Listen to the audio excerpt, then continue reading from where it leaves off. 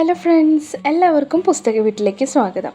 നാലപ്പാട്ടി പാമ്പിൻകാവിൽ അനവധി വർഷങ്ങളായി വളർന്നു നിൽക്കുന്ന നീർമാതളം പൂക്കുന്ന കാലത്ത് നാട്ടിൽ വന്നെത്തുവാൻ കൽക്കത്തയിലൊരു വിദ്യാർത്ഥിനിയായിരുന്നു എനിക്ക് സാധിച്ചില്ല. ഇന്നും ആ മരം പൂക്കുമ്പോൾ ഞാൻ അവിടെ എത്താറില്ല. എങ്കിലും എൻ്റെ അടച്ച കണ്ണുകൾക്ക് പിന്നിൽ വെണ്ണവർണ്ണമുള്ള പൂക്കളും വഹിച്ച് തലയെടുപ്പോടെ നിൽക്കുന്ന ആ മരം വൈകാരിക സുരക്ഷിതത്വത്തിൻ്റെ ഒരു പ്രതീകം കണക്കി നിലകൊള്ളുന്നു. അതിൻ്റെ ഗന്ധം സ്മരണയുടെ രാജവീഥികളിൽ തളം കെട്ടുന്നു. അതെ, മാധവിക്കുട്ടിയുടെ ഓർമ്മക്കുറിപ്പുകളായ നീർമാതളം പൂത്തകാലം എന്ന പുസ്തകത്തിനെ കുറിച്ചാണ് ഇന്ന് നമ്മൾ പറയാൻ പോകുന്നത്. മാധവിക്കുട്ടിയുടെ കൗമാരകാലത്തെ ഓർമ്മകൾ എന്നതിലുമപ്പുറം ആ കാലഘട്ടത്തിൽ നിലനിന്നിരുന്ന വിശ്വാസങ്ങളും ജീവിത രീതികളും ബന്ധങ്ങളുടെ ആഴവുമെല്ലാം ഇതിൽ നിന്ന് വായനക്കാരിലേക്ക് എത്തിച്ചേരുന്നുണ്ട്. തൻ്റെ ബാല്യകാലത്തിലെ മധുരമൂറുന്ന ഓർമ്മകളിലേക്ക് കൂട്ടിക്കൊണ്ടുപോവുകയാണ് ഈ പുസ്തക സമാഹാരത്തിലൂടെ. നാലപ്പാട്ടി തറവാട്ടിലെയും കൽക്കട്ടയിലെയും തൻ്റെ ജീവിതത്തിലെ പ്രധാന സംഭവങ്ങളിലൂടെ രണ്ട് സംസ്കാരങ്ങളെയും അടുത്തറിയാനായി വായനക്കാർക്ക് സാധിക്കുന്നുണ്ട്. എല്ലാവിധ സൗകര്യങ്ങളും ഉണ്ടായിട്ട് കൂടി കമല എന്ന കൗമാരക്കാരി ഏകാഗിയായിരുന്നു. ആ വലിയ വീട്ടിൽ വേലക്കാരുടെ അകമ്പടിയിലും അവരെ സ്വാധീനിച്ച അപകർഷതാബോധം സ്നേഹിക്കാൻ ആരുമില്ലെന്നുള്ളതായിരുന്നു. പട്ടാളച്ചുറ്റിയോടുകൂടി വളർന്നു വന്ന ബാല്യം വർണ്ണശബളമായ കുപ്പായങ്ങളോ മറ്റു കുട്ടികളെപ്പോലെ ഒഴിവു സമയങ്ങൾ കൂട്ടുകാരുമായോ പങ്കിടാൻ അച്ഛൻ കമലയെ അനുവദിച്ചിരുന്നില്ല. ഒരു നായ്ക്കുട്ടിയെ വാങ്ങാൻ ആഗ്രഹിച്ചപ്പോഴും അത് സാധിച്ചില്ല. കമല ചിന്തിക്കുന്നുണ്ട്. എൻ്റെ പിന്നിൽ വാലാട്ടിക്കൊണ്ട് നടക്കുവാൻ ഒരു പട്ടിക്കുട്ടിയെ വില കൊടുത്തു വാങ്ങണമെന്ന് കലശലായി മോഹിച്ചു. പട്ടികളുടെ സ്നേഹപ്രകടനം അവർക്ക് ഒരു തരം സുരക്ഷിത ബോധം നൽകിയിരുന്നു. എന്നോട് സ്നേഹം പ്രദർശിപ്പിക്കുവാൻ മനുഷ്യനോ മൃഗമോ തയ്യാറായില്ല. നാലപ്പാട്ട് തറവാട് നൽകിയ സ്നേഹവും സുരക്ഷിതത്വവുമായിരുന്നു ആ മണ്ണിനെയും അവിടുത്തെ ആളുകളെയും നെഞ്ചോട് ചേർത്ത് വെക്കാൻ കമലയെ പ്രേരിപ്പിച്ചത്. അമ്മമ്മ എന്നത് അവളെ സംബന്ധിച്ചിടത്തോളം കരുതലിന്റെ പ്രതീകമായിരുന്നു. അതനുഭവിക്കാനായി മാത്രമാണ് കൽക്കട്ടയിൽ നിന്നും അവധിക്കാലത്തേക്ക് അവൾ നാട്ടിലേക്ക് വന്നിരുന്നത്. ഒരു കൗമാരക്കാരി എന്ന നിലയിൽ അനുഭവിച്ച വിങ്ങലുകളെയും ആശങ്കകളെയും മാധവിക്കുട്ടി വരച്ചു കാട്ടുന്നുണ്ട്. തനിക്ക് ചുറ്റുമുള്ളവരിൽ നിന്നെല്ലാം സ്നേഹത്തിനായുള്ള കാത്തിരിപ്പായിരുന്നു അവളുടെ ബാല്യകാലം. കഥാപാത്രങ്ങളുടെ ഒരു പെരുമഴ തന്നെയാണ് ഈ പുസ്തകത്തിൽ കാണുന്നത്. എന്നാൽ കമലയുടേതെന്ന പോലെ അവരുടെ സ്വരങ്ങളും പ്രധാനപ്പെട്ടതാകുന്നു. അവരുടെയെല്ലാം കാഴ്ചപ്പാടുകളും ജീവിത രീതികളും കമലയ്ക്ക് നൽകുന്ന ഉപദേശങ്ങളുമെല്ലാം നമുക്ക് കാണാനായി സാധിക്കുന്നുണ്ട്. വായ്മൂടിക്കെട്ടിയ ചീനഭരണികൾ പോലെയായിരുന്നു ആ വീട്ടിലെല്ലാവരും. തൻ്റെ ഗന്ധമോ സ്വാദോ മറ്റുള്ളവരെ അറിയിക്കാതെ ജീവിക്കുന്നവർ. ആ കാലഘട്ടത്തിലെ കുറെ പേരുടെയെങ്കിലും ജീവിതമാണ് ഈ വരിയിലൂടെ നാം മനസ്സിലാക്കേണ്ടത്. തൻ്റെ കൗമാരക്കാലത്തെ സ്മരണകളാണ് എഴുതുന്നതെങ്കിൽ കൂടിയും തനിക്ക് ചുറ്റുമുള്ളവരുടെ സ്വഭാവങ്ങളിലും വിശ്വാസങ്ങളിലും കമലയ്ക്ക് പൂർണ്ണമായും യോജിക്കാൻ സാധിക്കുന്നില്ലെന്നത് കാണാനായി സാധിക്കുന്നുണ്ട്. തൻ്റെ വീട്ടിലെ ജോലിക്കാരെക്കുറിച്ച് അവൾ ഒരുപാട് സംസാരിക്കുന്നുണ്ട്.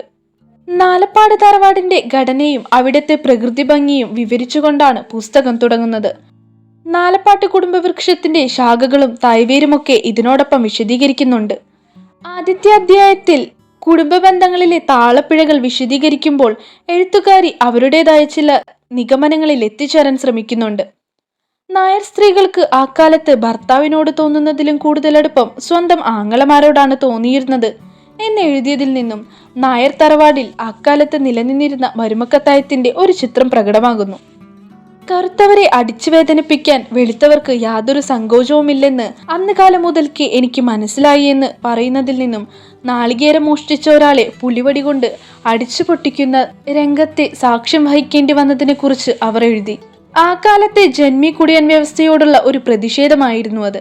7-ാം അധ്യായത്തിലാണ് നീർമാതളപ്പൂക്കളെ പറ്റി വളരെ വ്യക്തമായി വിവരിച്ചിട്ടുള്ളത്. നീർമാതളപ്പൂക്കളുടെ മണം അമ്മയുടെ താരാട്ടായിരുന്നു എന്നവർ പറയുന്നു.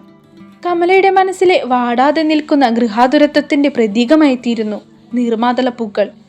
8-ാമത്തെ അധ്യായം മുതൽ നാട്ടിൽ നിന്നും കൽക്കട്ടയിലേക്കും തിരിച്ചും മാറി മാറി ഓർമ്മകളുടെ സഞ്ചാരമാണ് നമുക്ക് കാണാൻ കഴിയുന്നത്.